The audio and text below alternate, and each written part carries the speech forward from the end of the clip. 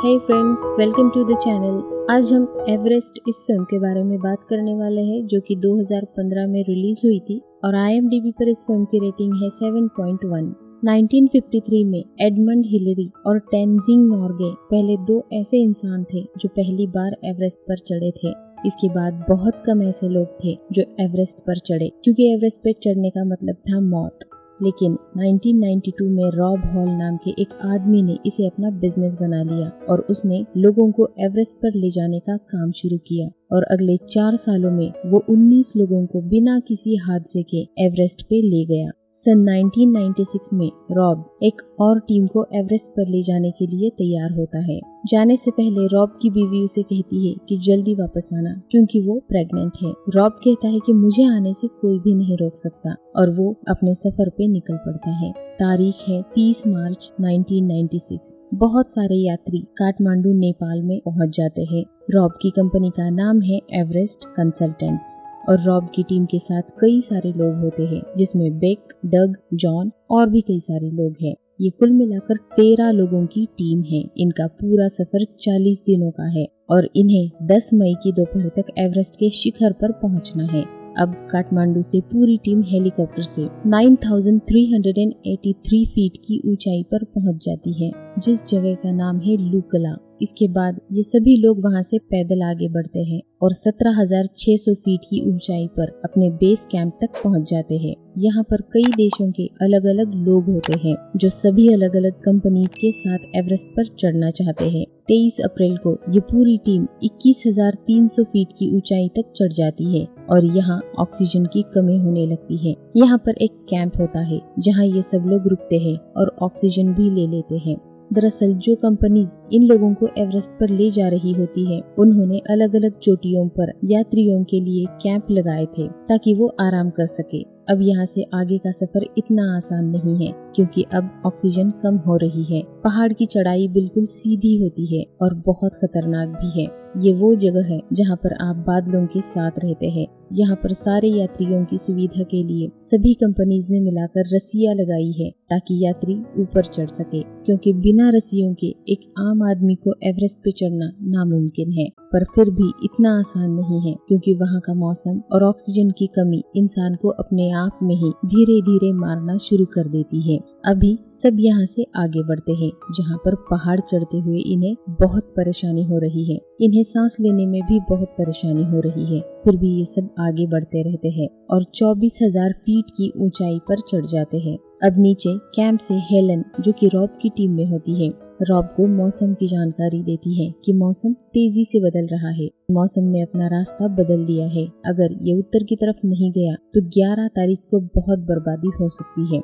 Rob कहता है कि यहाँ पर कोई मौसम नहीं होता, पहाड़ अपना रास्ता खुद बनाते हैं और ये वहाँ से अपनी पूरी टीम के साथ पहाड़ की खड़ी चढ़ाई करना शुरू कर देते हैं, जहाँ हवा बहुत तेज है और एक एक कदम आगे बढ़ाना भी बहुत मुश्किल हो रहा है। लेकिन इन सब की कहीं ना कहीं एक जिद है कि इन्हें ये कर दिखाना है, इसीलिए लगातार आगे बढ़ते रहते हैं और ये अपने अगले कैंप पर जा पहुंचते हैं, जो कि 26,085 फीट की ऊंचाई पर है। और इस ऊंचाई पर मौसम बहुत खराब होता है और यहाँ पर सब ये तय करते हैं कि अब ये आगे नहीं बढ़ेंगे, क्योंकि आगे बढ़ने का मतलब मौत है। लेकिन शुक्रवार 10 मई को मौसम एकदम शांत हो जाता है। तूफान का कोई नामो निशान नहीं होता है और रात को 12:30 बजे ये सब लोग ऊपर चढ़ने का फैसला करते हैं और यहाँ से शिखर पर पहुँचने का रास्ता बस 12 घंटे का है। और ये सब इस उम्मीद से आगे बढ़ना शुरू कर देते हैं कि बस कुछ ही घंटों में ये अपने सपने को पूरा कर लेंगे। इसके बाद ये सब 27,600 फीट की ऊंचाई पर पहुँच जाते हैं और तब वक्त होता है सुबह के 4:39 का। यहाँ पर एक आदमी होता है जिसका नाम बेक है। उसकी आंखों में कुछ प्रॉब्लम होना शुरू हो जाती है। उसे धुंधला दिख रहा होता है, क्योंकि कुछ ही साल पहले उसकी आंखों की सर्जरी हुई थी। रॉब उसे कहता है कि हम आगे बढ़ रहे हैं और अगर तुम ठीक महसूस करते हो तो आधे घंटे के बाद तुम भी आगे बढ़ना, नहीं तो तुम्हें अपना सफर यहीं पर खत्म करना होगा।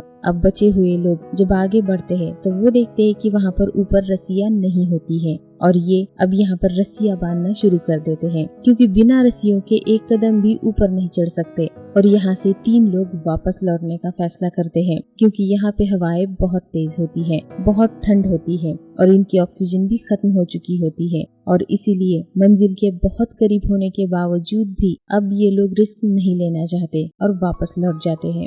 यहाँ पर एवरेस्ट के पहाड़ पर बहुत गहरी बर्फ की दरारें होती हैं, जिनकी तह तक देखना भी नामुमकिन होता है और इन्हीं दरारों में गिरकर 19 लोगों की मौत हो चुकी है। इसीलिए बिना रस्सियों के, बिना सेफ्टी के ये लोग एक कदम भी आगे नहीं बढ़ा सकते। अब उनकी पूरी टीम जिस जगह पर होती है ये 28,740 फीट की ऊंचाई पर है और जब लोग इतनी ऊंचाई पर पहुंच जाते हैं तो उन्हें हाइपोथर्मिया हो जाता है। हाइपोथर्मिया ऑक्सीजन की कमी से होता है, जिसमें गर्मी लगती है, जुबान लड़खड़ाती है और गुस्सा भी आता है। जैसे जैसे लोग ऊंचाई पर चढ़ते हैं वैसे वैसे बहुत सारी कॉम्प्लिकेशंस होने लगती है, जैसे दिमाग में सूजन आना, फेफड़ों में पानी भरना, और ये सब मौत की वजह बन सकते हैं। अब ये लोग रस्सियां लगा लेते हैं और पहाड़ पर आगे चढ़ने की तैयारी करते हैं। इन सब की हालत बहुत खराब हो चुकी है, किसी के भी अंदर ताकत नहीं बची है, बस एक जज्बा है जिसकी वजह से ये आगे बढ़ रहे हैं।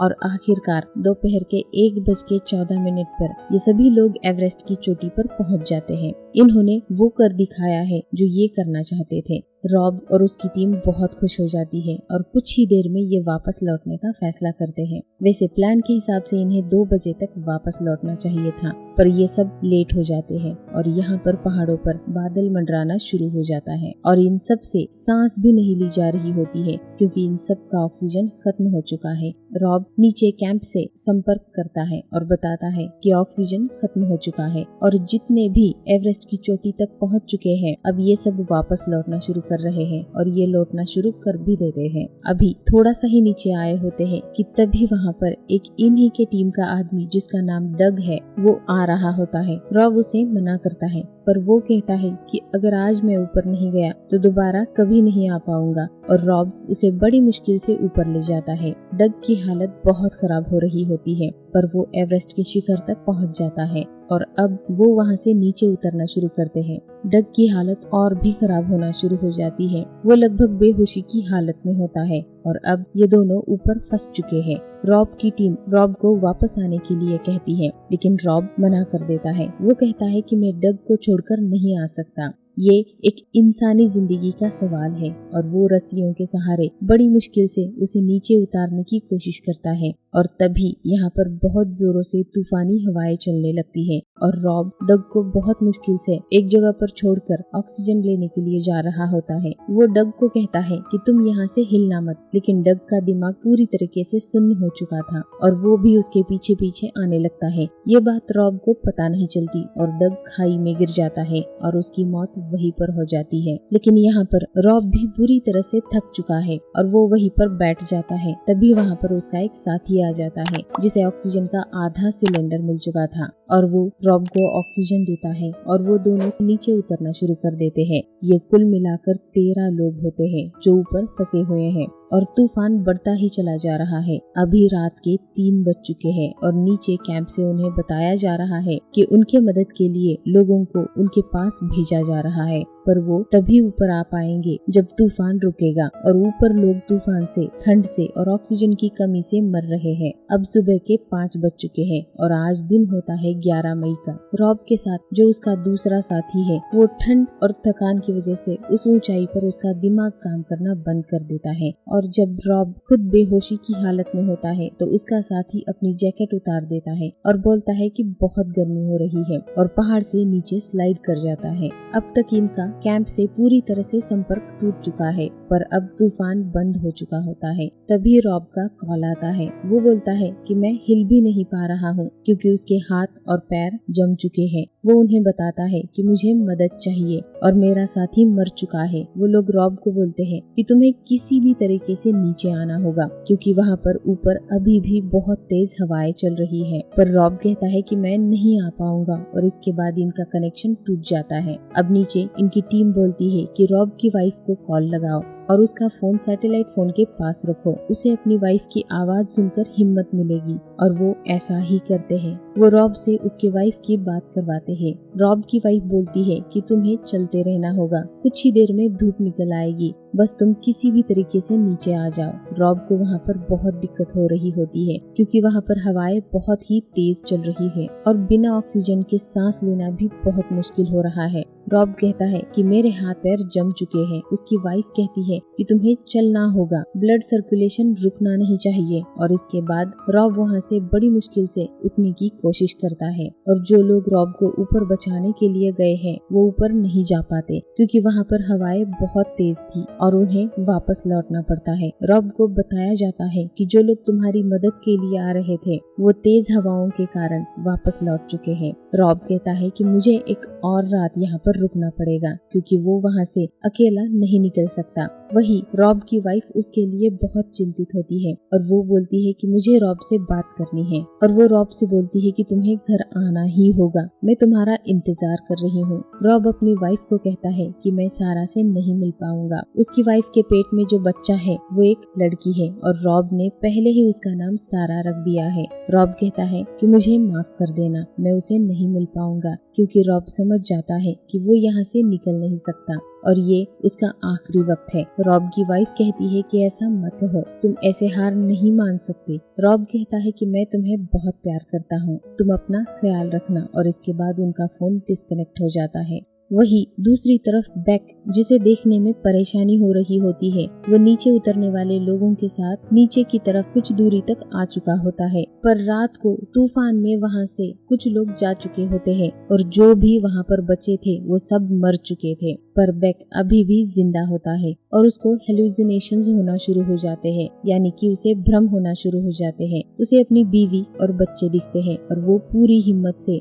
लड़खड़ाता हुआ आगे बढ़ता है और वो नीचे उनके कैंप तक पहुंच जाता है जहां पर और भी लोग होते हैं, लेकिन उसकी हालत बहुत ज्यादा खराब हो चुकी होती है और अगर उसे मेडिकल हेल्प नहीं मिली, उसे नीचे नहीं लाया गया तो वो मर जाएगा। और जब ये बात उसकी फैमिली को पता चलती है तो उसकी वाइफ कहती है कि मैं हेलीकॉप्टर का इंतजाम कर लूंगी। हेलन, जो कि रॉब की टीम में होती है, वो बोलती है कि ऊपर हवाएं बहुत ज्यादा तेज है, यहाँ पर हवा का बहुत ज्यादा दबाव है, वहाँ पर हेलीकॉप्टर नहीं जा सकता। पर बेक की वाइफ नेपाल में जो अमेरिकन एम्बेसी है वहाँ कॉल करती है और उन्हें बेक की मदद के लिए प्रेशराइज करती है और वो बेक के लिए हेलीकॉप्टर भिजवा देते हैं और बड़ी मुश्किल से वो हेलीकॉप्टर की मदद भिजवाकर बेक को बचा लेते हैं। वही दूसरी तरफ रॉब वहाँ से नीचे नहीं आ पा रहा है और वो उन्हीं पहाड़ों में हमेशा हमेशा के लिए बाकी बचे हुए लोगों के साथ रह जाता है। उन सब की मृत्यु हो जाती है। यहाँ बेक को नीचे ले आते हैं और उसका इलाज होता है,